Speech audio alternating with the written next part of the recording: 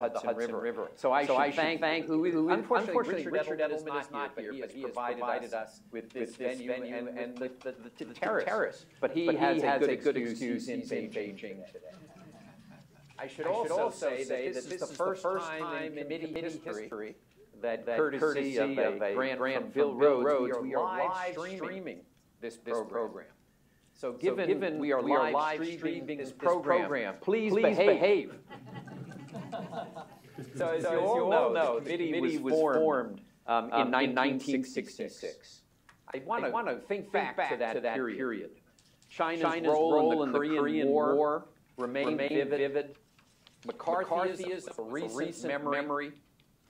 Thousands of Americans were dying annually in the war in Vietnam.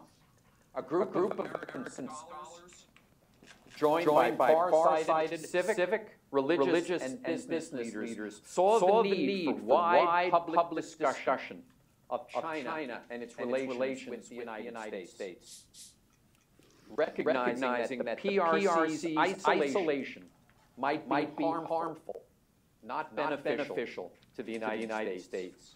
From those early days and throughout history, the National Committee has been working to improve ties and understanding between our two nations.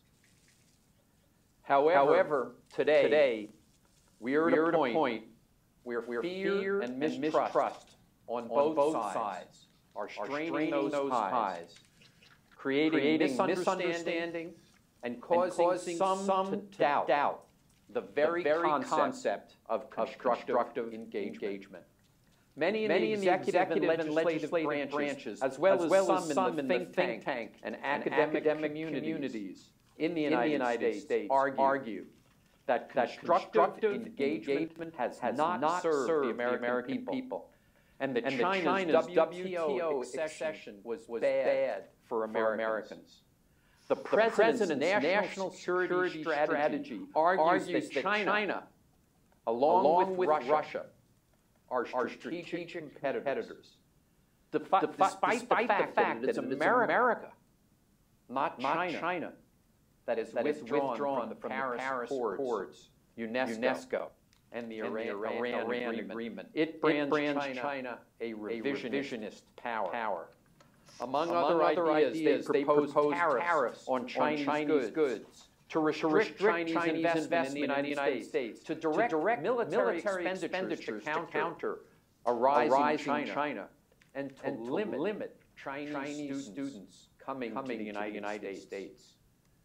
These policies destroy the foundations of the U.S. China relationship, misdirect our 21st century priorities, and hurt the American people. Indeed, today we are at an inflection point where commitments need to be made. Our commitment is to the values and vision of our founders, who believed that engagement was better than estrangement. While many of these policies and views are based on exaggeration and distortions, in truth, it is not difficult to see why we are here. Over the past few years, the Chinese government has adopted policies that have alienated even ardent supporters of constructive engagement.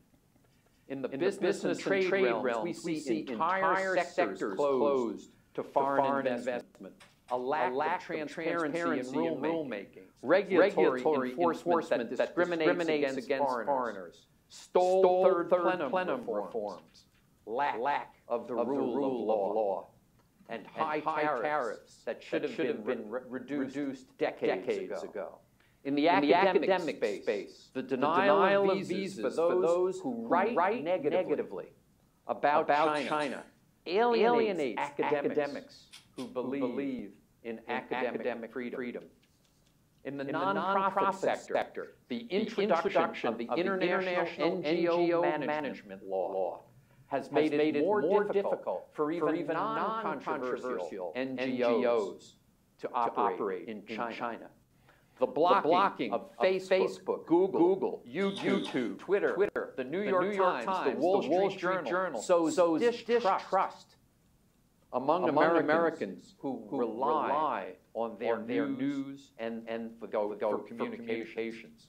Finally, China's reclamation and militarization of islands in the South China Seas in violation of international law lead believers in the international system to question whether China can be the responsible stakeholder that Bob Zoellick called on it to be in our dinner in 2005.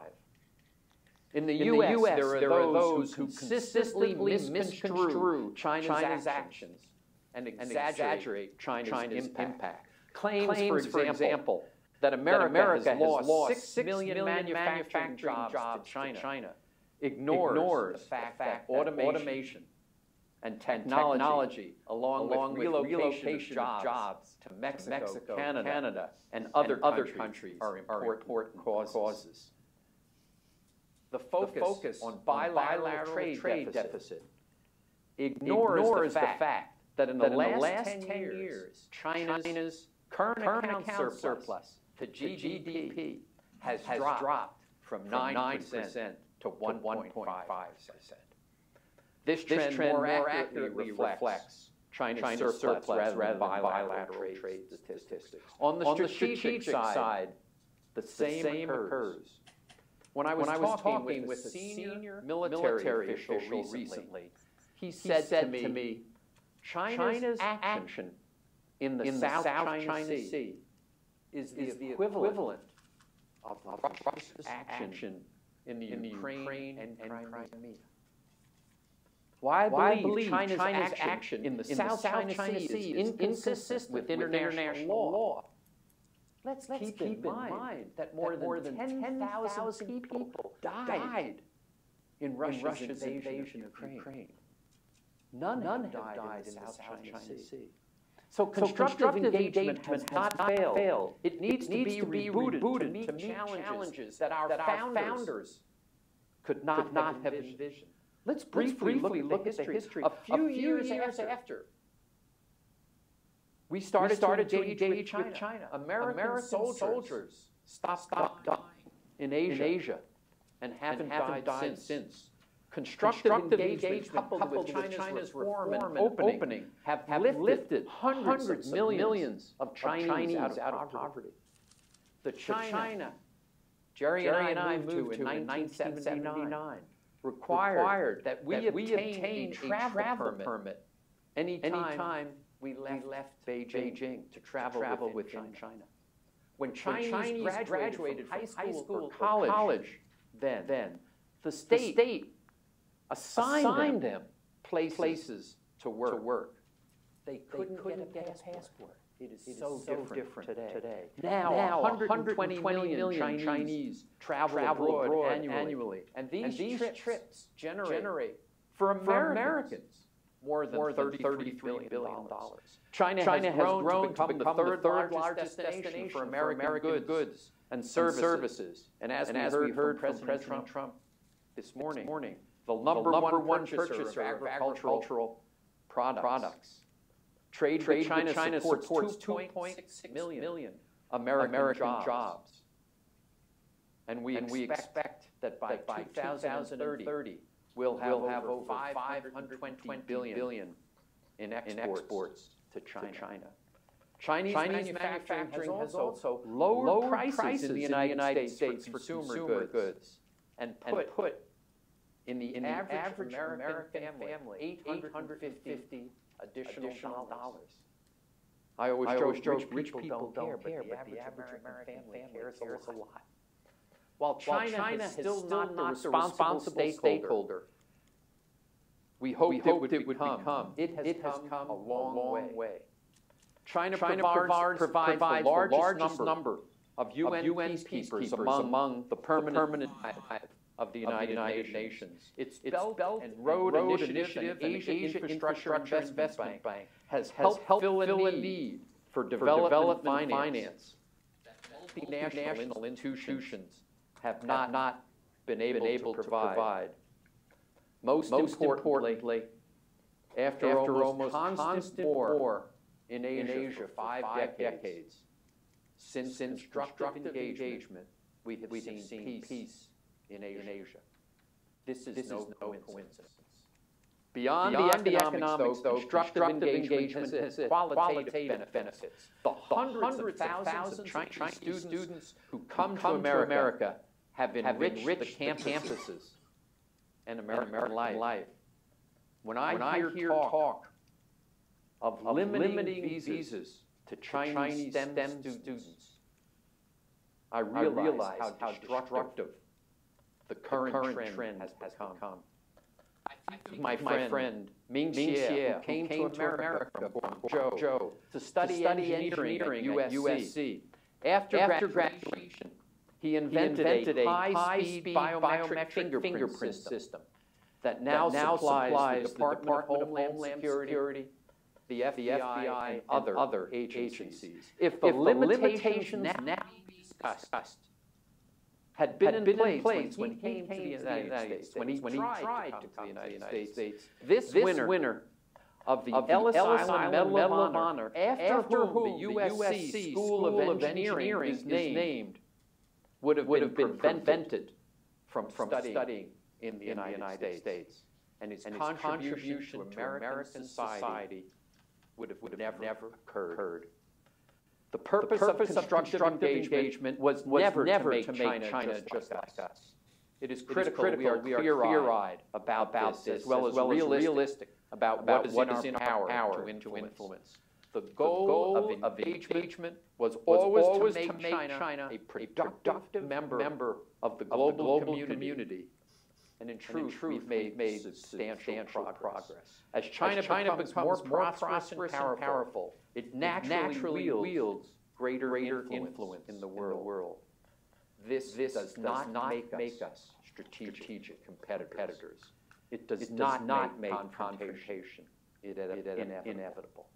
What it does demand is that we prepare for challenges to the United States that the founders of the National Committee could never have envisioned.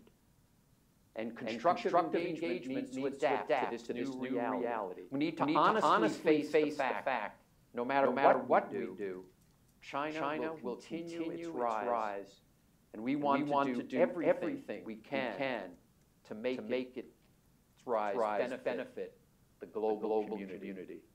The question is, how should the United States act in light of an evolving China? When China is characterized as a strategic competitor and revisionist power, and we are told we must spend tens or even hundreds of billions to defeat and deter China.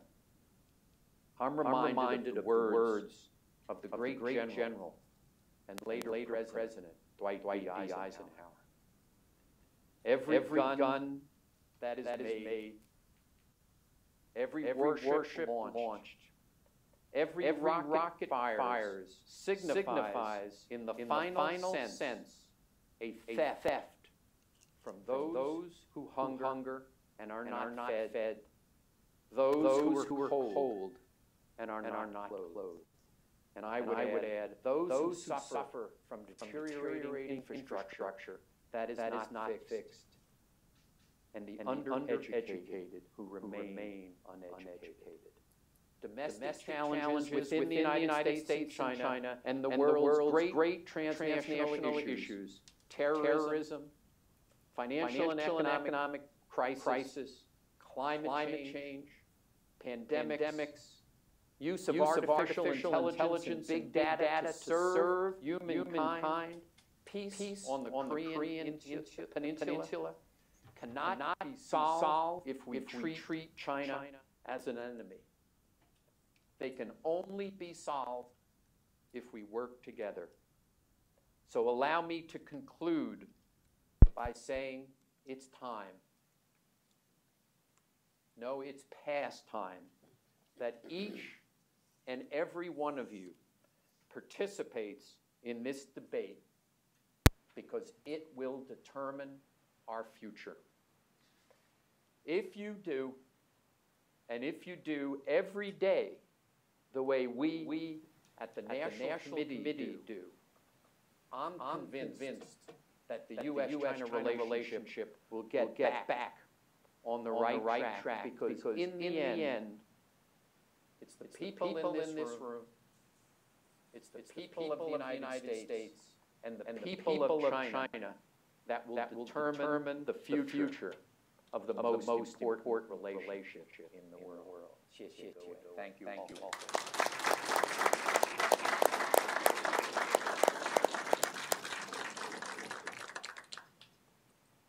In the coming weeks and months, we're going to examine how best to operate in our current environment, determining what new programs and initiatives will be most effective, and how we can adapt established programs to meet the challenges of today. To start this conversation, we've convened a distinguished panel who will look at a constructive engagement through the lens of each of their areas of expertise. So join me in welcoming first Amy Selico, who will address the economic and trade issues, Robert Daly, who will talk about soft power and China's rising global influence, and Evan Medeiros, who will talk about strategic and security issues. You've got their bios. If I gave their full bios, we would have no more time for the program. But please join me in welcoming. We'll then have time at the end of this for some questions, both from me and the audience. But thank you all three of you for joining us.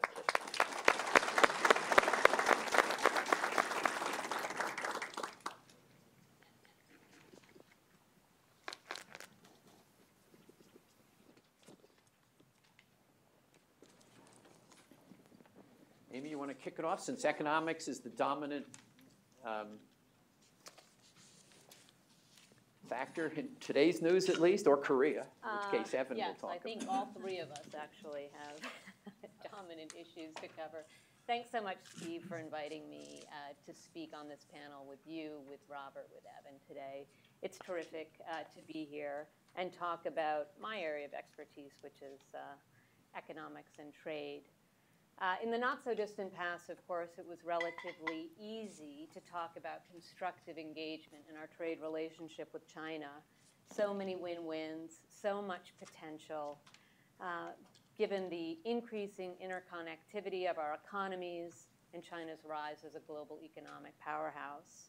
In fact, the Chinese continued their long-standing practice of referring to the trade and business relationship as the ballast stone of Sino-U.S. ties, its essence being win-win cooperation, as the People's Daily just put it yesterday. However, as Steve mentioned, China's economic policies begun about a decade ago, but with more vigor over the past 4 years, have made it harder and harder for many foreign investors to continue to succeed in China. From the U.S. side, the stabilizer is getting a bit shaky, and I'm going to focus on these more pessimistic aspects.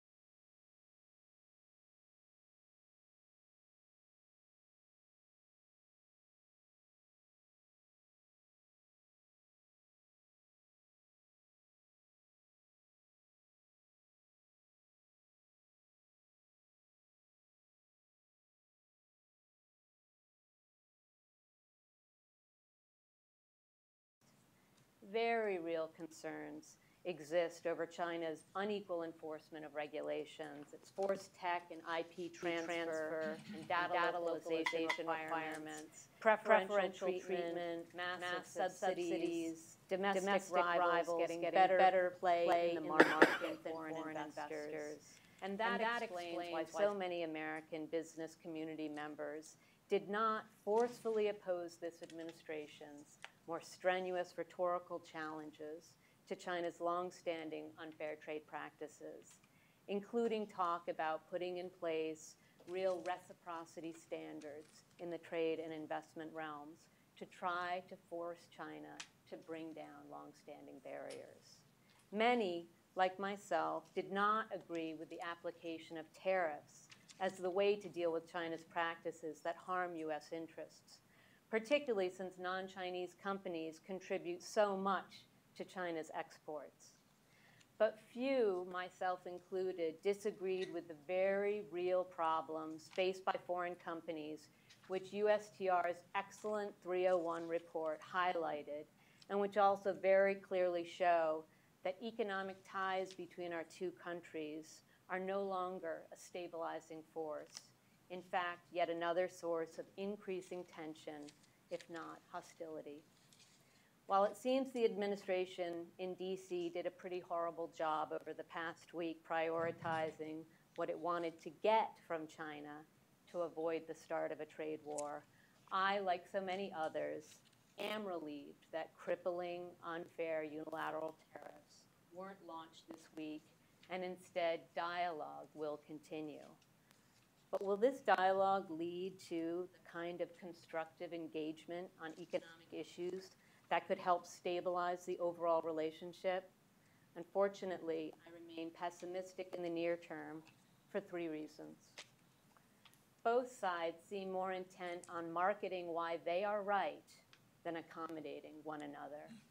China is anxious to be seen as taking the mantle of globalization and critical of America's retreat from the global stage. In Washington, there's more focus on demonstrating how China is undermining the WTO and distorting the global trading system than working to support multilateralism and promote trade liberalization that would help buck some of China's market closing moves. National security considerations are also beginning to dominate economic policy making in both Beijing and in Washington.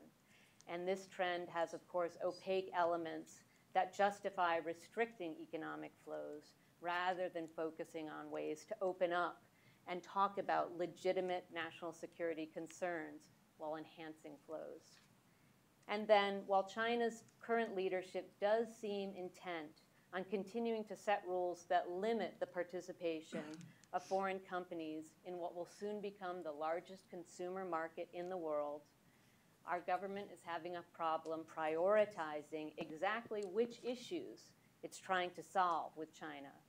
And simultaneously, it continues to alienate allies it needs to build a more formidable coalition with to pressure China to amend some of its industrial policy practices.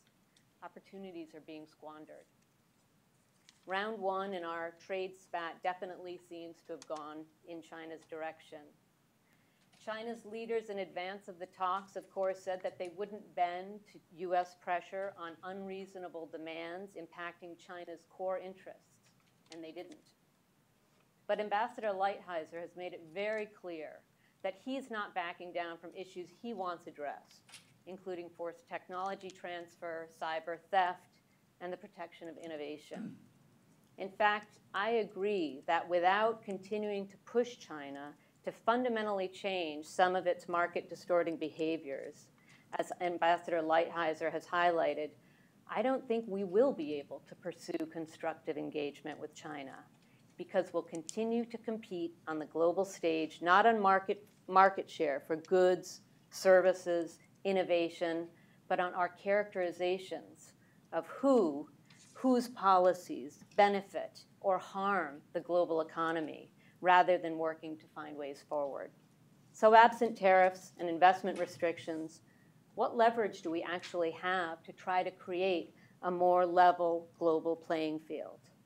Well, I disagree with my former colleagues at USTR when they wrote earlier this year that the U.S. erred in supporting China's entry into the WTO.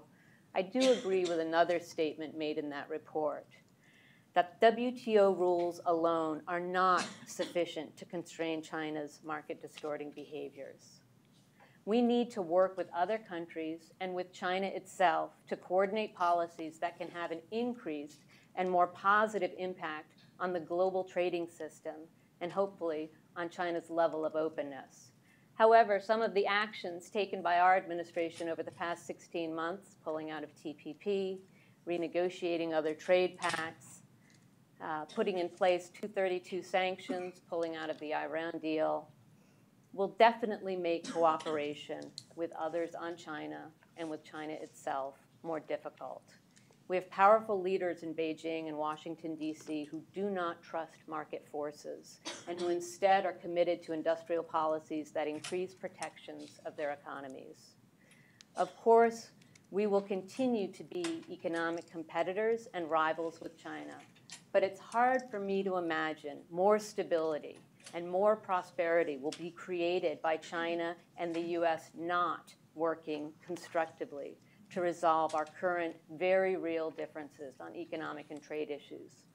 So, as Steve said too, it will fall on us. NGOs, international organizations, multilateral trading blocs, companies, to point ways both the U.S. and China need to stand up to one another where interests are harmed, to accommodate different policies that enhance rather than restrict trade and investment flows, and protect legitimate national security interests. The national security, the U.S. Chamber of Commerce, so many others are trying to do this. We need to get better receptivity from our policymakers who seem to think the stabilizing ballast of trade ties still exists in the bilateral economic relationship. It doesn't. Thank you.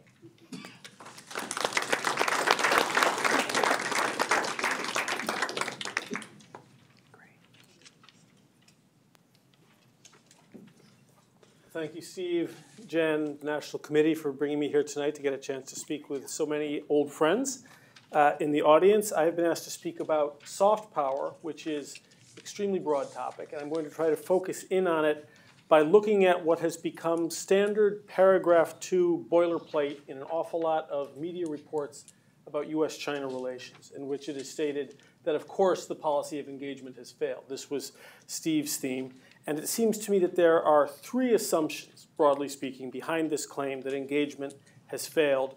2 of them wrong, 1 of them correct and deeply concerning. And I would like to come at soft power by looking at these assumptions. The first seems to be that engagement has failed or was mistaken from the get-go, historically, because, as Steve mentioned, it didn't make China more like us, or because it failed to prevent China from becoming a threat, or indeed may even have enabled China to become a threat. These are the kinds of claims that one hears about the failure of engagement. I think Steve has already made the very valuable point, the essential point, that making China more like us was never the policy argument for engagement. It may have been an emotional factor on the parts of a great many participants subnationally, but it was not the policy. Engagement was intended to encourage China to value international integration. And I would argue, again, echoing Steve, that engagement has been extremely successful, if far from satisfactory, and remains an essential pillar of any American policy toward China that is going to be effective. China's level of integration, and again, go back to the baseline when these policies went in place. Go back to the late 70s. I know that many of you were there in the early 70s and remember what China was. Begin there, and China's degree of integration is high if problematic. It is problematic in the WTO, but in some cases it also upholds WTO norms. It's not an altogether straightforward story. I would argue that at the level of personal well-being, if part of the idea of engagement, at least at the level of individual programs and institutions, was to, if not make the Chinese more like us, at least to help Chinese to live more freely.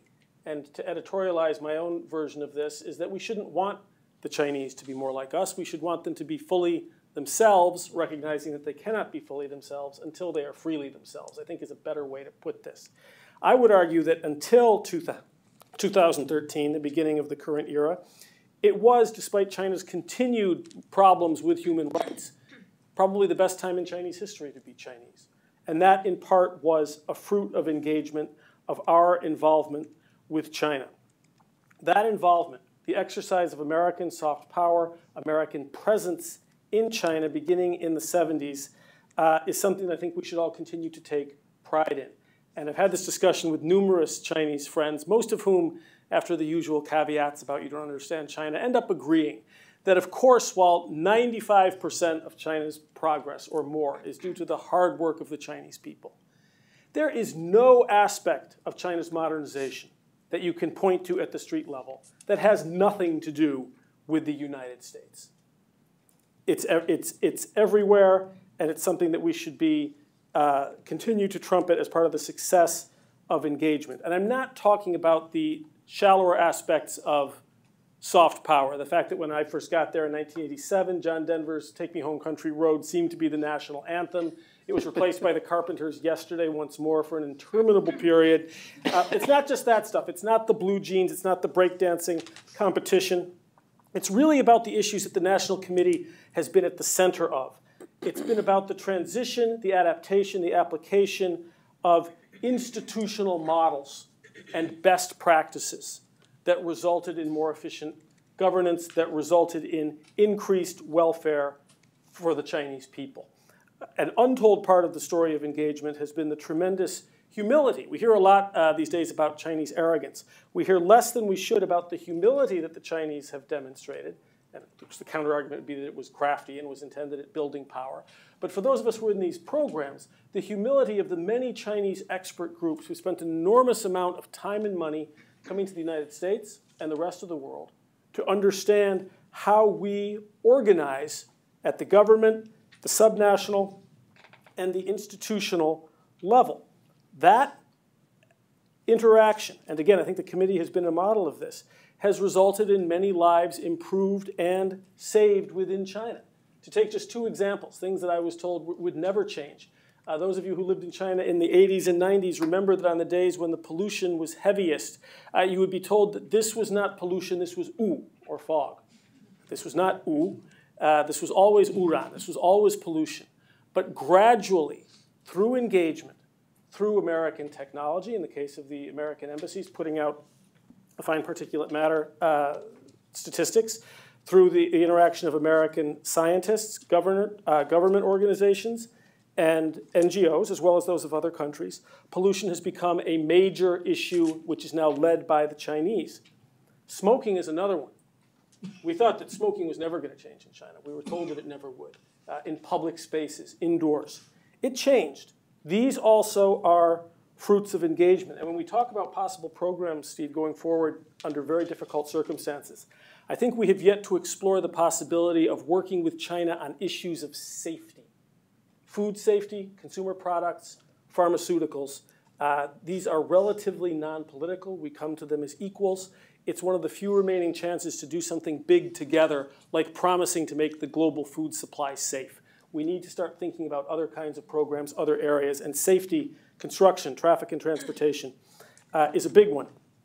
And again, I think we need to focus, before we get to the geostrategic concerns that Evan's going to raise, remember that China is 1/5 of humanity, and engagement has been extremely successful in increasing the welfare of those people and in changing practices. Not all of the examples are quite so edifying. I'm very glad to see Timothy Brooks here tonight. He was part of a television delegation that Jan brought to China in 1998. I was the interpreter for them, and Tim was trying to get them.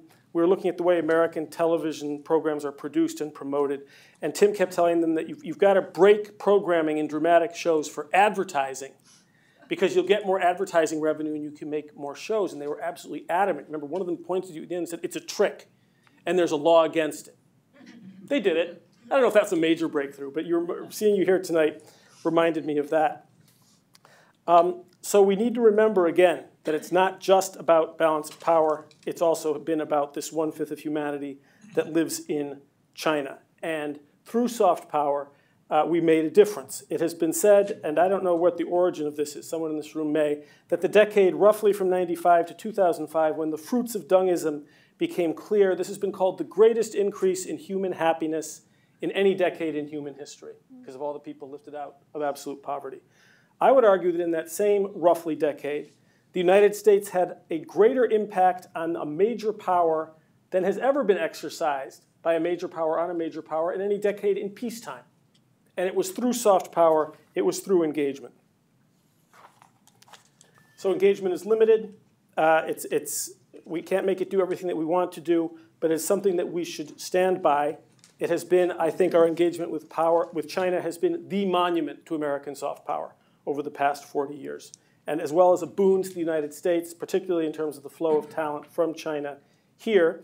And it has also made it much harder for those in China who demonize the United States to do so. Did engagement fail to prevent China from becoming a threat? Did engagement in some ways enable China's rise? Maybe that's a dinner conversation.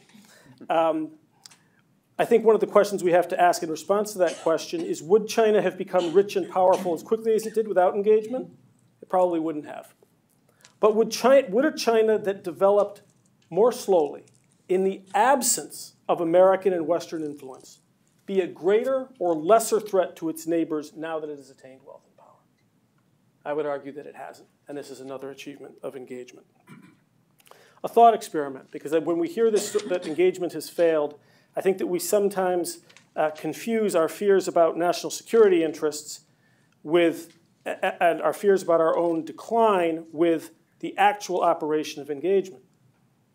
If China were liberal and democratic, would it necessarily disclaim the South China Sea? I'm not sure that it would. Would it lose interest in Tibet or Xinjiang? It might govern them more liberally, but a wealthy, powerful, and more liberal China, I think, would have the same territorial claims and would also seek global ambition. So not all of our concerns about China should be laid at the door of engagement. The second, I think, assumption, this will be much shorter, upon which engagement has failed, is that China is monolithic and set in its ways. Game over. We know where China's going. No, we don't. The story of modern China remains the story of change. It's changing. The United States is changing. It's through engagement that we will continue to keep our examples, our models present to China. China still changes despite some of its government pronouncements in relation to the United States. And then the last thing, 2 minutes, I promise. The last assumption is that engagement has failed because the relationship is now fundamentally contentious. And I think that it's true. It's not a merely contentious relationship, but I think that competition is now more important than cooperation in the relationship. This saddles advocates of engagement with a heavy burden. Engagement must be more responsive to strategic concerns, and those of us who advocate for continued engagement have to define a constructive relationship going forward between a powerful, prosperous U.S. and a powerful, prosperous China. That vision is lacking on both sides. Neither in Beijing nor in Washington has such a vision been proposed. China won't help us come up with one. It's the National Committee and organizations like it that are best qualified to define a goal. Where do we think engagement gets us, given the reality of a more contentious relationship? It hasn't been done. We just had 2 meetings on this in Beijing. Neither the Chinese nor the Americans had a single idea about this. The Chinese idea is wake up and smell the coffee. It's time for you to move aside. The American idea is that it's time for China to change its practices. What is the vision that continued engagement aims at? It's not enough for us to assert it. We have to have a plan for it. Thank you.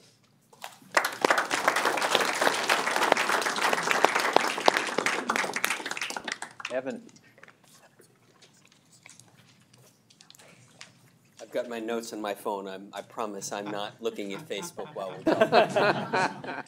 Well, Steve, many thanks to you and Jan and my fellow board members for inviting me here today. I've enjoyed enormously being a member of the board, and I'm so excited to see all the great programs.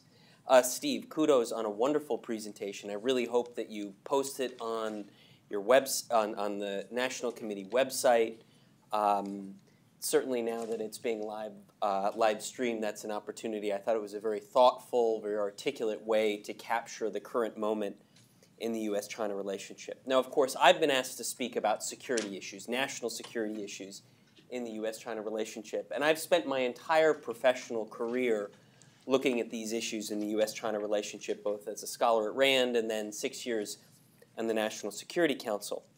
And to make the point very clear, I'm very concerned about the direction of national security issues in the U.S. China relationship. Let me make 4 points. Point number 1, I have thought for a long time, and I continue to believe, that the concept of the security dilemma is the right framework for thinking about security issues in the U.S. China relationship. The security dilemma is this idea in international relations that my efforts to improve my security look very offensive to other countries, and as a result, they react, and that looks threatening to me, creating an action-reaction dynamic. It's a pretty simple, straightforward concept. It's been at the heart of the U.S.-China security relationship, and it's been driving competition largely as a result of issues like Taiwan, U.S. alliances in East Asia, specifically U.S. alliances with Japan, U.S. alliances with the ROK, specifically particular issues on those alliances like missile defense. Now, those list of drivers of the security dilemma in the relationship have grown and intensified in recent years. The most obvious examples are Chinese activities in the South China Sea and the East China Sea, in part because to many American policymakers and scholars, they threaten some of the fundamental American security interests: freedom of navigation, compliance with international law, and then simply questions about whether or not the U.S. military can effectively and credibly project and sustain naval power into the Western Pacific. And Chinese activities in the East China Sea and the South China Sea are of a particular variety, what are often called gray zone activities. In other words, the Chinese have very effectively used their Coast Guard to coerce the activities of other countries in the region. And of course, they've done this through creating these 7 artificial features in the South China Sea, basically using techniques and tools below the threshold of armed conflict as a way to coerce the behavior of other countries and ultimately be able to establish its claims, whether or not they're consistent or not with international law. That has generated, obviously, a lot of reaction in the part of America, East Asia, and again, it's intensified this security dilemma. So while I've often thought the U.S.-China security relationship was best characterized as a low-intensity security dilemma, I think it's basically inevitable that it's now moving into a period of high-intensity security dilemma, and that's only going to intensify and increase in the next 5 to 10 years. As the PLA becomes more active in East Asia, the Chinese just launched their first indigenously designed and constructed aircraft carrier. As the Xi Jinping administration demonstrates that it's far more risk acceptant, it's willing to tolerate friction with countries in the, throughout the region as it pursues its interest. And then, of course, as China is just simply more active on economic and security issues through East Asia. So I think we have to simply accept the reality that we have moved into a period of high-intensity security dilemma between the United States and China. Point number 2, the line between traditional national security issues and economic issues and diplomatic issues is blurring. So the line between sort of the traditional issues that I talked about and the ones that Robert and Amy raised is blurring, which suggests to me that we're in the opening stages of a process of securitization of the U.S.-China relationship, in which many issues that traditionally were seen as economic or diplomatic are now going to be seen through the lens of national security. Now, the economic basket that Amy talked about is probably offers the best set of examples. There's the traditional issue of, quote, China stealing U.S. technology, especially through cyber-related means. There's a lot of discussion now about Chinese theft of intellectual property rights, eroding the U.S. defense industrial base, and of course, the issue that is being addressed in the context of Made in China 2025 about China dominating the technologies of the future, the commanding heights of the global economy in the 21st century, integrated circuits and semiconductors, artificial intelligence, advanced manufacturing, drones, etc. And so this securitization is not only happening in the economic sphere, it's happening in the diplomatic sphere as well, as China is not only expanding its diplomatic ties, but also more effectively using its arms sales and its traditional defense cooperation to do so. So we're seeing the securitization of many issues in the U.S.-China relationship. Point number 3, ideology. I think increasingly we're going to, we're already seeing in the United States a debate about whether or not there really are competing ideologies. Look no further than some of the very interesting work that Liz Economy at the CFR is doing I highly recommend you read her very provocative article in Foreign Affairs and her new book that's come out. And as a result of Xi Jinping now talking about the China option, the China alternative, I think there's going to be more debate in the United States about whether or not there really are incommensurate sort of models of economic development and statecraft between the United States and China. And if that happens, if the U.S.-China relationship assumes this ideological character, the security dilemma, which is based on the concept of misperception, I misperceive what you're doing, the security dilemma no longer becomes the appropriate frame, but rather just full-on competition along the lines of what the U.S. experienced during the Cold War. Now, I'm always reluctant to use the Cold War as a frame because it tends to obscure more than it clarifies the nature of the U.S.-China interaction. But if ideology comes to become one of the lenses through which American policymakers, American business leaders, American scholars think about the U.S.-China relationship, I think we're going to see security competition become far, far more intense. So fourth and final point, what do we do about all of this? Well, let me make a provocative point given the title of this. Number one, we have to stop talking about engagement being the sort of main thread of U.S. policy toward China. Engagement hasn't been U.S. policy toward China exclusively for about 20 years. U.S. policy toward China really has been a mix of engagement as a foundation. It's essential, it's critical, it's easy to do poorly, it's hard to do really well. But there's also been an integration aspect of it, pulling China into regional and international institutions as a way to shape its behavior. And I continue to believe that that remains an important tool. Because just as the U.S. interacts with China in very intense ways, China is now interacting with the rest of the world in far more intense ways. And I think that provides a source of leverage for shaping their views. Look no further than the Asia Infrastructure Investment Bank. That started out as really a Chinese initiative. But when you look at the fundamental guiding documents associated with the AIIB, essentially they've adopted some of the core governance standards and operational standards for lending that the World Bank and the IMF adopted, certainly on issues of social and environmental standards, government procurement, etc. I think the AIIB is a really interesting example of taking a Chinese, what was originally a Chinese initiative, and now looks a lot more multilateral.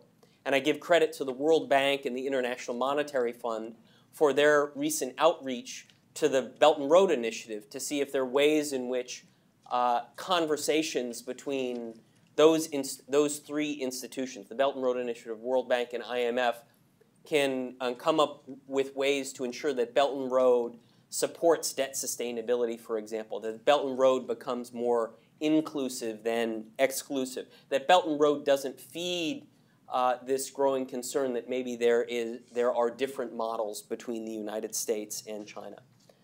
And then, of course, one of the reasons I said we need to stop talking only about engagement is because there is a balancing component, a security balancing component that has always been part of American strategy toward China. And I think we need to be very forthright, very honest, and very public about it, because that is going to continue to be a part of the U.S. policy toward China.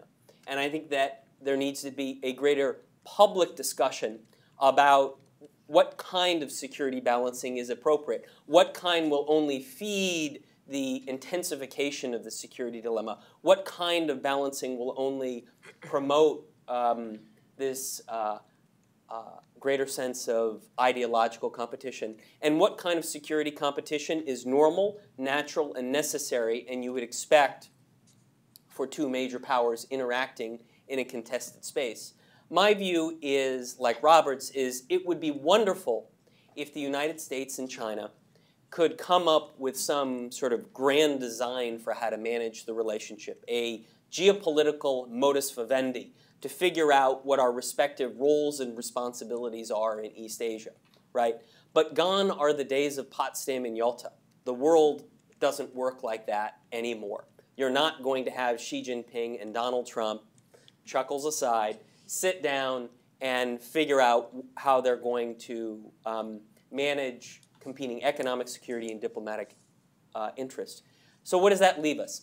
That leaves us in a world where we're basically, the United States and China are essentially going to be groping forward episodically through competition, cooperation in economics, diplomatic and soft power, and on security issues to figure out what that geopolitical modus vivendi is. And that is a precarious piece of business, because what it means is this process will be done episodically. It will be done through debates about trade and tariffs. It'll be done through discussions about Belt and Road. It'll be done through discussions about modernization of U.S. military forces and Chinese military modernization, which means the future is going to look pretty messy. But I think the more public and forthright we can be about high-quality constructive engagement, really good integration strategies to make Chinese initiatives more inclusive than exclusive, and that it's okay to have security balancing. That there are certain issues, security interests, where we simply are not going to agree with one another, and there's going to be competition. And of course, the challenge is to make sure that that competition is one that stays at a level that doesn't break out into armed conflict. So with that, let me stop there. Thank you. Great.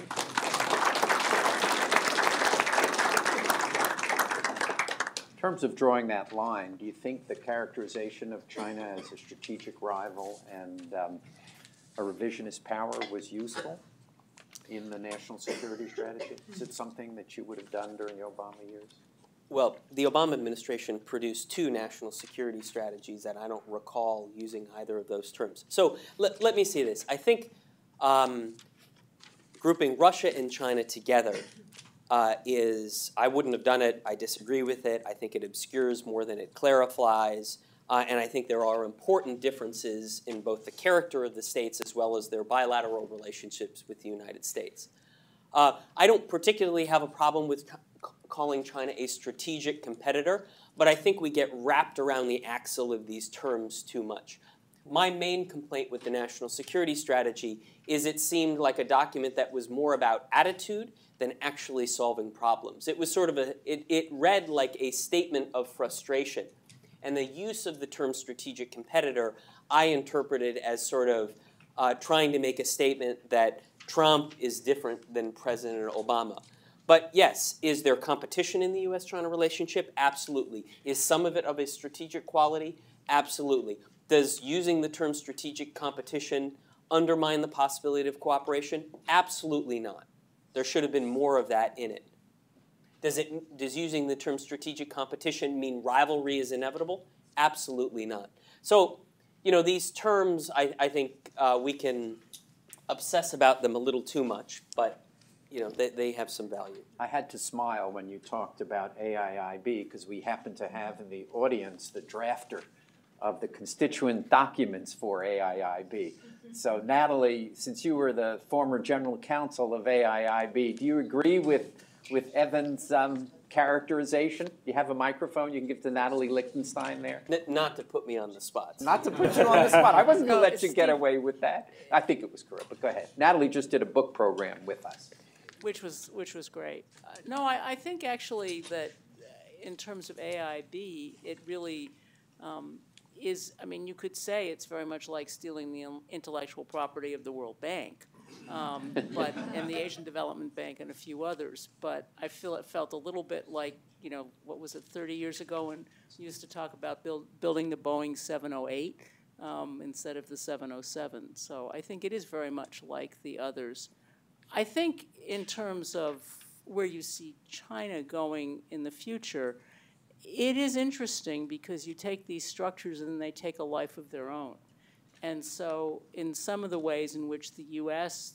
lives through being the largest shareholder in the World Bank and how that changes your views and your concerns about the institution and its financial status and about debt sustainability, being the largest shareholder in an institution is very different from being the greatest critic. And so I think if you think about where China and the U.S. will be in a few years, I think that's a very interesting part of China's relationship. Yes, you have the same tools, but they play out very differently in different places. So I think they'll learn a lot from that experience. Robert, you skipped over Chinese influence operations in the United States as part of soft power. You want to talk about that briefly? Well, as part of soft power, sharp power, I mean, this proliferation of jargon. You know, we had soft power, hard power, then we had smart power. That was Secretary Clinton, right? Which is the judicious application of soft or hard power at the right times, gelatinous power. Now, sharp power. I do think that concerns about Chinese influence on American communities and institutions is a major new factor in the relationship. And it is one that makes, again, engagement tougher. The national security strategy also mentions higher education as a vector for the loss of strategically valuable knowledge. You mentioned suggestions that we no longer give graduate students in the STEM fields from China and other places their degrees. So this contains an accusation that higher education is to some degree complicit in Chinese influence. We've heard some of these accusations against American corporations, which are accused of being too interested in their profit and not sufficiently interested in national security. We've heard this from senators who are interested in the CFIUS reform bill, which in the main I actually I tend to support, but that language isn't very helpful. This concern about influence here makes it tougher for us to justify positive dialogue and engagement with China, because all Chinese action is seen as building what China itself calls its comprehensive national power at our expense. So how do we advocate for engagement with this rationale of China's increased integration being either gone or now suspect as being collusion? This is why it's not, I don't want a grand strategy. I agree with Evan's description of a difficult muddle going forward. But how do we advocate for engagement in the light of this fear, sometimes justified in the United States, about Chinese political influence, China's growing influence internationally, and the suspicion that all integration now plays into China's game? I don't have an answer for this. And that's where I sort of feel ourselves running into a wall when we want to keep going forward with engagement. But I don't think we've come up with a rationale for it yet. And the China's influence here, and Australia, Canada, New Zealand, the UK, Western Europe countries they have the same concern. It's growing. Can I come in on this, Steve? Yeah. Because I think it's important when you look at the sort of the balance sheet of the integration argument. You know, has pulling China into the international community, has it effectively shaped Chinese behavior?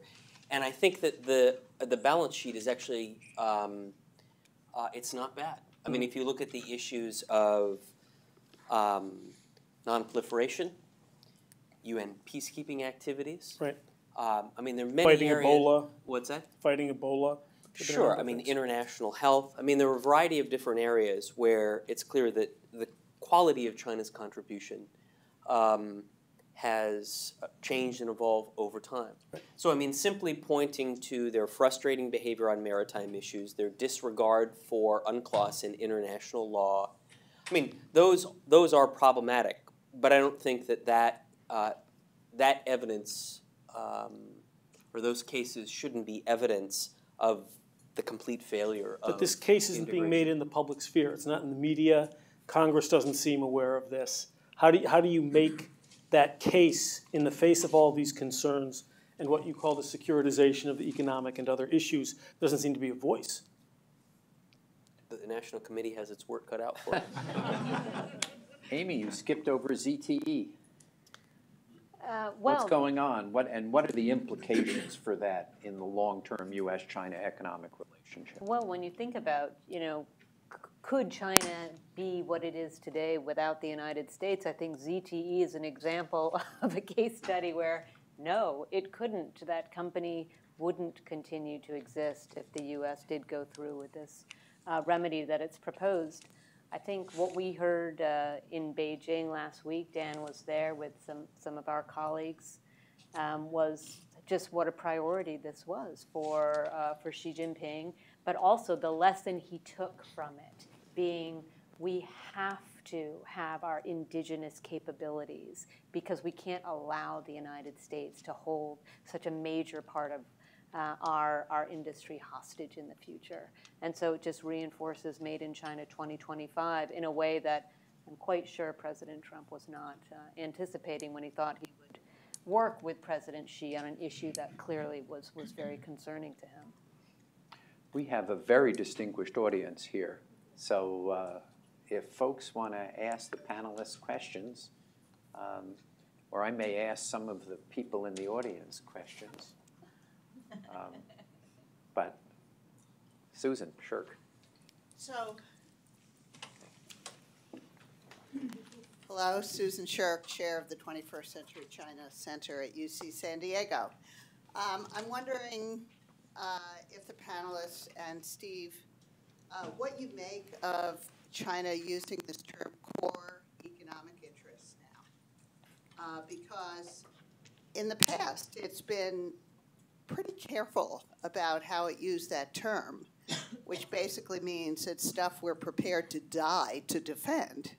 Is it just a way of trying to narrow the win space to show resolve and firmness, or is there something else to it?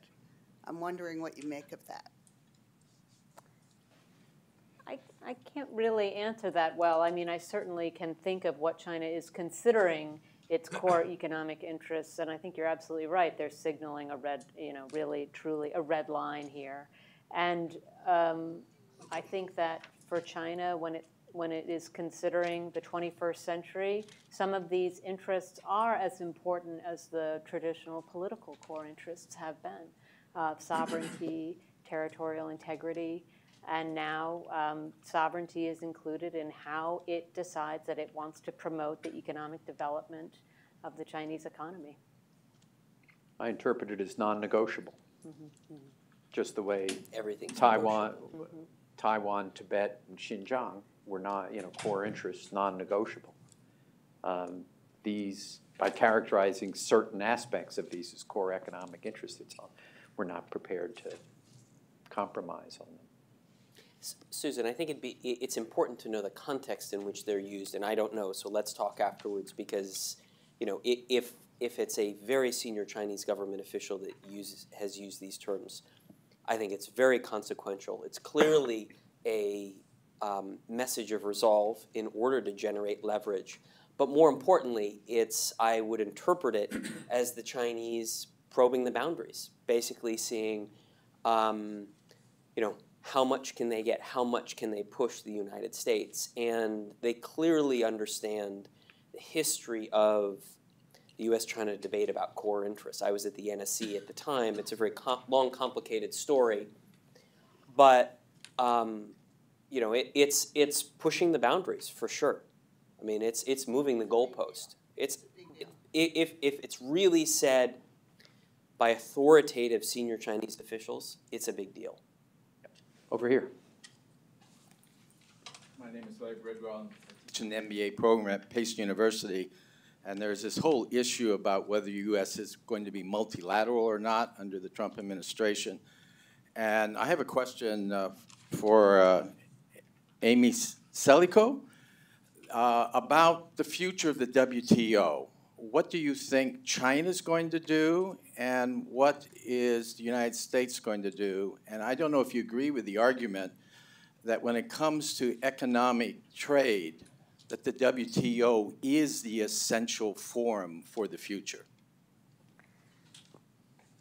I'll cut to the chase. I don't think, unfortunately, the WTO is the essential forum for the future, only because we've had so much difficulty in actually expanding the rules and the liberalizations under the WTO structure. And this well predates China taking a strong, different set of tactics to, in some ways, work around WTO rules. I think that the cases that China brought against the United States and the European Union about granting China market economy status, whether it was required to do so at the 15-year mark after WTO accession, that I think will be quite consequential for the future of the WTO, mainly because the United States may break, in this administration, is threatening to break with the WTO if the WTO rules against the U.S. in that forum. The United States, on the one hand, has said it wants to reform the WTO system. On the other hand, it's being obstructionist right now in preventing the appointment of judges so that cases can be heard. But from my perspective, the WTO has been an incredibly effective tool for demonstrating to China the kinds of rules that it needs to adhere to, and China has been an astute student of WTO rules. I think within China's bureaucracy, they're incredible experts on this. But like USTR has said this year, the WTO isn't enough likely to constrain any country, the United States included, from acting outside of WTO rules and rules that govern a liberal economic order. And so I don't think it's going to be the savior in the 21st century. The challenge is what will be. And I think there were opportunities for multilateral trading blocs to develop standards for trading rules and investment rules, something that, of course, the WTO leaves out. And that takes a lot of hard work. And RCEP and TPP are two examples of multilateral trading blocs that haven't been terribly effective, although I must give TPP credit. It's going forward without us. We have two of America's great experts who want to speak, but Professor Cohen and then Professor Harding. Oh, thanks. This is a terrific discussion. I'm delighted to hear it. I have two questions. My overall question is, are we suffering from a lack of imaginative ideas? We're so preoccupied with the details, whether you talk about the South China Sea or what China is doing to people in Xinjiang, et cetera. But are we lacking ideas? For example, on security, we used to hear a lot of ideas about how Taiwan might be fitted in to a peaceful Greater China relationship. I think those ideas have gone by the boards. Do we need imaginative ideas now how to deal with the South China Sea? I was impressed with this point about multilateralizing certain economic institutions like AIIB. Is it possible we can multilateralize problems like what China is doing in the South China Sea? Are we making suggestions to them, offers to them that I know they're unlikely to accept them, but I think we should keep this effort up? There was an article the other day about Taiwan's treatment of Itu Aba, Taiping Dao. Taiwan at least is using peaceful ideas to demonstrate that these islands can have a peaceful aspect. They need not be militarized. On the other hand, Taiwan has not accepted the idea some of us have put forward about internationalizing Itu Aba, making it a center where several countries in Asia can cooperate. Should we be trying more ideas about dealing with the 7 Chinese military installations that we have? On the other front, soft power, I think Robert gave a lot of emphasis to the U.S. use of soft power, but we ought to be thinking more about human rights, political and civil rights specifically, and the impact on China's desire for soft power, that locking up perhaps almost 1 million people in Xinjiang, as they're doing now, and the world until recently has paid no attention to it. What should we be doing? Should we be using the Magnitsky Act to say the leader of the Communist Party in Xinjiang should have sanctions applied to him? Is that the way toward constructive engagement? Or is China, because of the Xi Jinping bent on greater totalitarianism, is China deserving not of constructive ideas but forceful opposition? What's the role of sanctions? Is there an imaginative use of sanctions?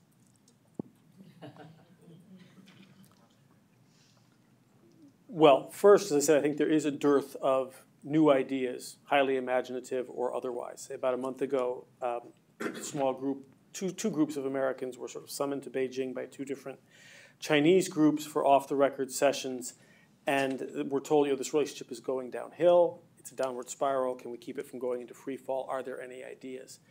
And there weren't. We compared notes afterward. Most of the Chinese there, who were old friends and interlocutors, were reciting talking points from the Shiist Catechism, and were mostly looking for the United States to accept reality. A senior, off the record, but a senior Chinese interlocutor known to all of you. We're live streaming. In case this is off the record and shouldn't be. A senior Chinese official said, if it must be competition and rivalry, well, so be it.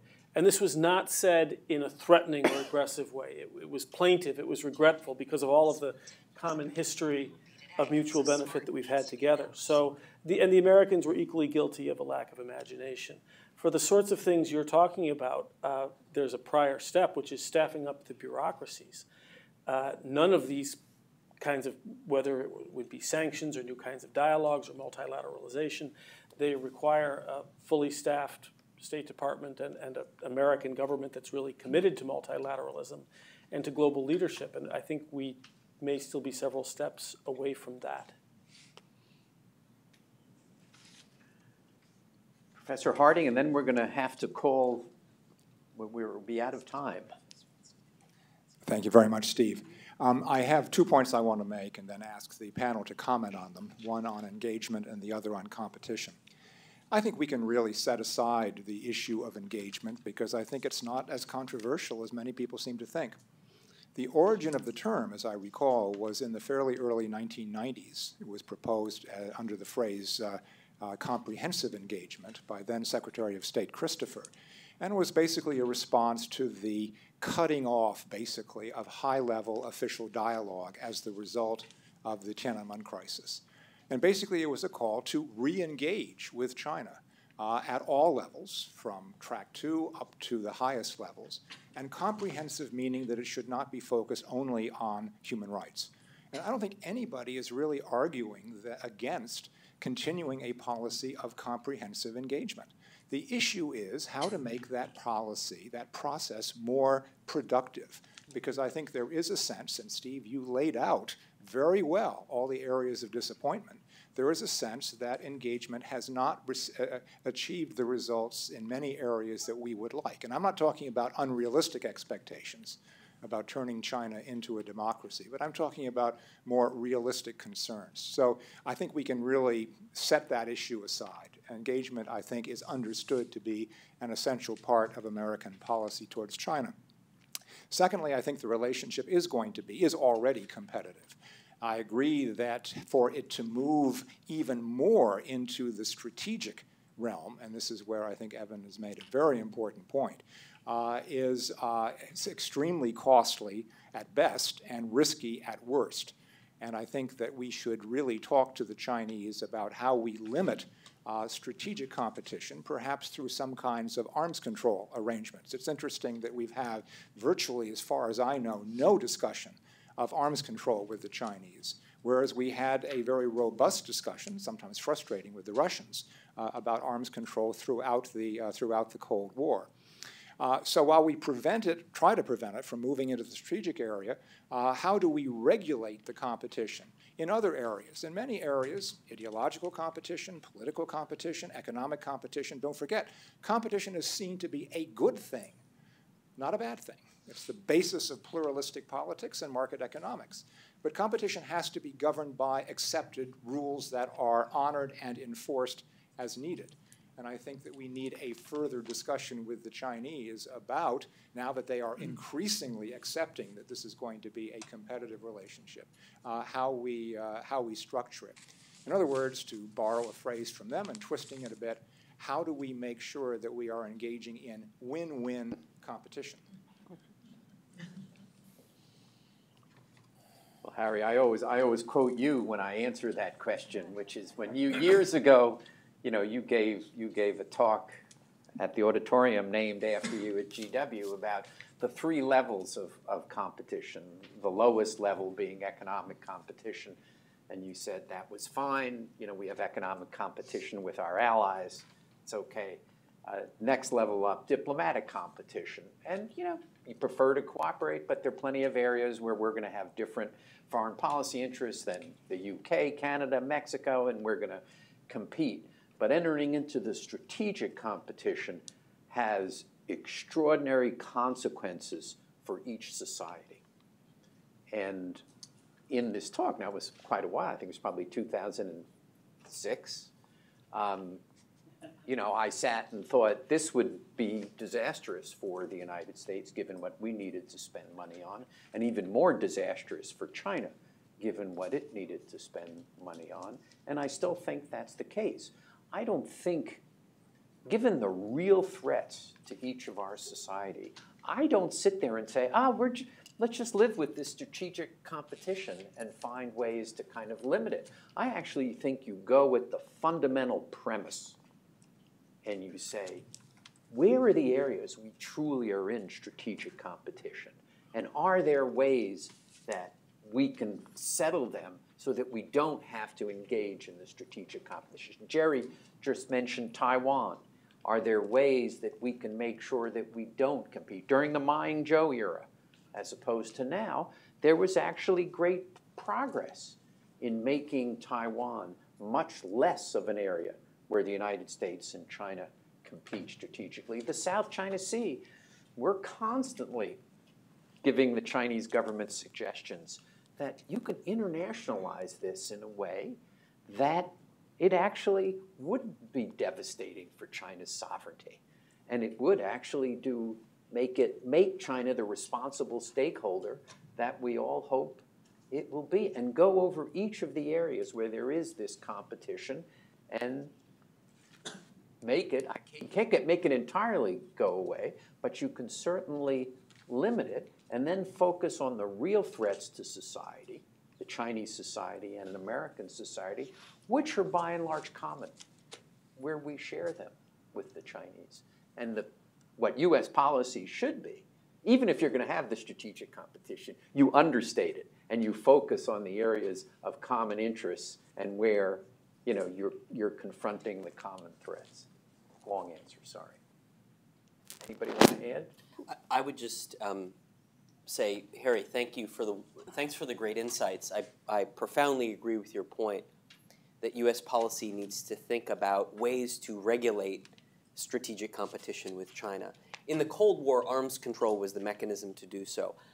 I'm not yet convinced that arms control will play the same role, but you could have other mechanisms. I mean, my interpretation of much of what's going on the trade side of the relationship, all of the dialogues that have been happening in recent weeks, is it's basically serves the same function that arms control served. It's a venue and mechanism for managing strategic economic competition. It's sort of these are conversations that reveal fundamental dimensions of the intentions of either side. And whether or not that's an accurate portrayal or not, I think your core point is an important one, where we need to begin thinking about what are these sort of modern 21st century analogs to the role that arms control played to the U.S.-Soviet relationship. Now, we all know that those analogies are not persuasive to a Chinese policymaker or to a Chinese audience, but nonetheless, I think the point remains we need to think in those terms.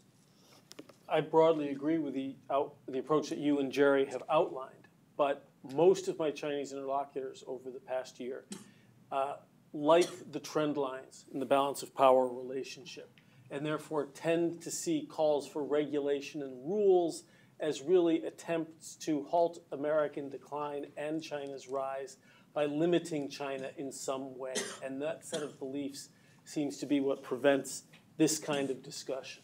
And if I could just come in here. So I absolutely agree with Robert. I think one of the challenges with all of these sort of great constructive recommendations are essentially they're interpreted as weakness. Yeah. And further validation to the Chinese that they have leverage to extract more from the United States. And I think it's one of the reasons why I made my final point that we need, I think, the United States, American policymakers, all of those of us in the room interested in U.S. China relationship, we need to be very comfortable with terms like competition, strategic competition.